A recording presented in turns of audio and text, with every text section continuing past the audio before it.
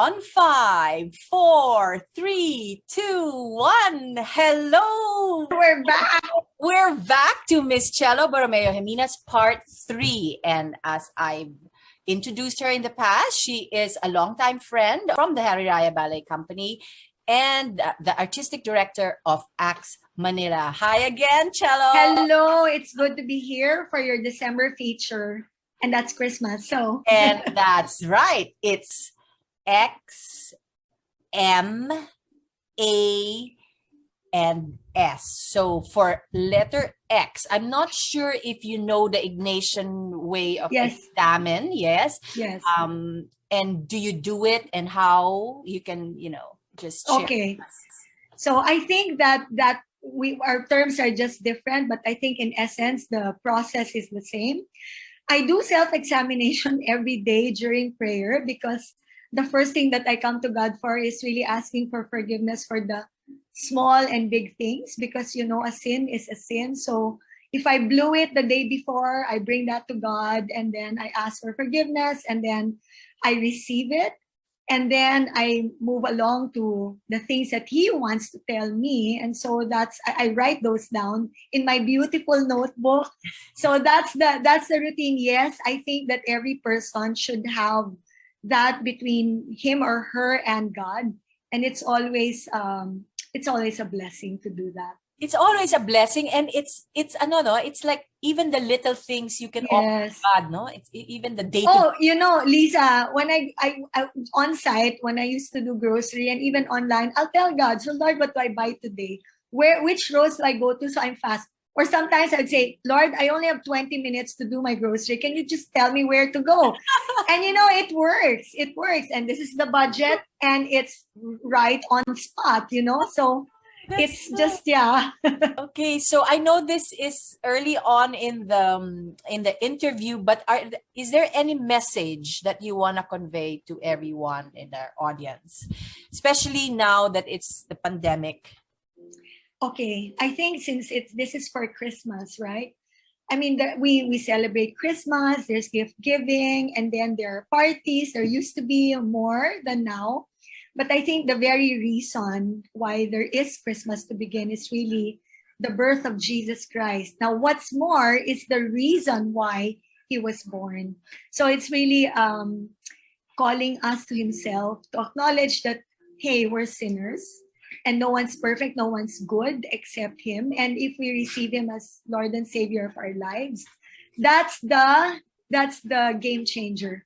And I think that's the essence and the be all and the end all of what I do and even what my company does. So that's my simple message. It's simple, but I know that not everyone accepts it just yet.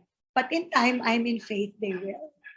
I'm sure they will, especially with people like you, preaching and all. Are there any answered prayers that you share? Oh gosh, every single day, there are answered prayers. In fact, we are my company is on a 40-day prayer now. That's going to end on November 5. Okay. And we have already seen a lot of answered prayers, from finding homes and then getting healed. We have seen miraculous healings right in our church of COVID patients and non-COVID patients alike. We have seen restoration of families who have not spoken to each other. And then another incident in my personal life, I did not tell anyone about somebody owing me money and I did not follow up, I did not ask, and suddenly it was just there and I received word that the person was going to pay. I mean, God moves. So it's really, it's incredible how God moves. I keep a notebook where I list all prayer requests and I highlight those that are answered. And when I get discouraged, I open that notebook and see just how faithful God is. Amen. And that applies to our dance industry. I've been praying for all our colleagues by name for years already.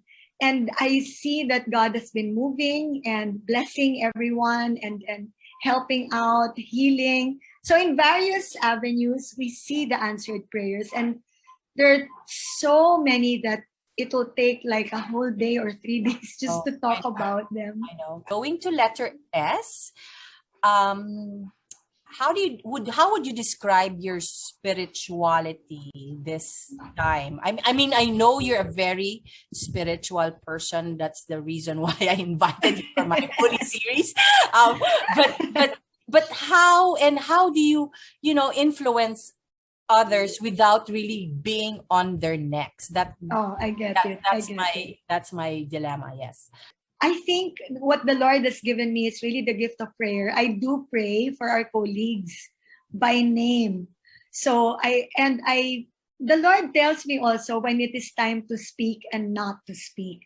So what I do is I try as God permits to be a blessing here and there as the Lord would lead. I mean, I don't say that in pride. I just say that because it is out of obedience. So if sometimes I would catch wind of somebody who needs this or that, and then the Lord will tell me go and extend help to that person. So all we do is we obey. Our company is certainly not mine in the ownership sense of the term. It's really God's. And so when God instructs us to, let's say, okay, call this person and pray because the child is sick, and I do it out of obedience and a love for Jesus, and hopefully that's how I see them seeing the Lord through what we do and what we share. It's not to boast that we're better or that it's really just pointing them to Jesus. Oh, and I think the whole dance industry knows about how we stand for that, but many times we try our best to be the hands and feet of the Lord as well. So last year, I remember I did mention to you, I had COVID early in the game, and it was the time when you say you have COVID, it's like you're as good as dead, right? And so may stigma siya, no? Yeah, there was a stigma, and I didn't tell people right away because I knew that a lot of people would worry more than anything, and I didn't want them to worry about me. And so the first thing I did was I clung to the Lord and I opened the word and I said, okay, Lord, you promised that those who put their trust in you are never disappointed. And so every single day I held on, Lord, you said the Son. I remember one passage that I held on to was it's in Isaiah, the Son of Righteousness will rise with healing on its wings. So I felt like, okay, they said we need sunlight. I said, Lord, I'm holding on to this promise. So I would go outside in my little garden and have, like sunbathe there for about 15 minutes while doing earthing at the same time. And I would pray during that time. And after the term, I got well. Thankfully, it was not bad. It was not a bad case. There were 3 of us in our household that did. Oh my God. So, there were 3 of us. My younger son had it, and my stay-in staff also. So the 3 of us, my room felt like a hospital because the food was served at the door and then, taken at the end of my meal. So, but I saw the faithfulness of God. And for those of you listening who do have COVID or who have relatives with COVID, it's really holding on to the promise of God and believing and standing on His word and doing the due diligence, of course, like eating properly, sleeping, and all that. But I also did not watch negative news about COVID, so that it's a mental, because it's a mental battle, right? Right. What I did was I listened to a lot of preachings that infused faith in me, and that kept me up. I was teaching my writing classes and my public speaking class. Of course, I could not teach ballet because that demands the whole body. I couldn't do it. But I was still, reaching out to people during the time that I was myself sick. Oh my God. So it's by the grace of God, Lisa. Thankful that you have been blessed and saved as well, no? I'm thankful. I'm humble. Devastating virus. Oh my God. It's hard. It's hard. Would you care to, any last minute message or recap your whole spiel this time? Maybe I'll leave everyone with this word, from Philippians 4:13. We can do all things But the operative word is through Christ who gives us strength. You know, my final word is, please let's stop and pause. I know we're all busier now, but let's stop in our tracks and pause, restore the family altar, and pray once again as a family. If there's anything that's unsettled in our hearts, bring it before God and then talk about it, deal with it. And here's another important thing, it's hard. It's very simple to say, but it's hard. Release forgiveness. Many sicknesses are related to unforgiveness. So release forgiveness. Forgiveness is an act of our will. It's not based on feelings, but the rewards of God are really far, far reaching once we release forgiveness. And when we do, we go through life with less baggage, lighter, more positive. And no matter what the storms we go through, remember, Jesus is the Lord of the storm. He can say, be still, and it will be quiet. So with that said, I wish everyone a blessed Christmas. It's good to be with you, Lisa, my dear friend. We toured together, and yeah. Thank you very much.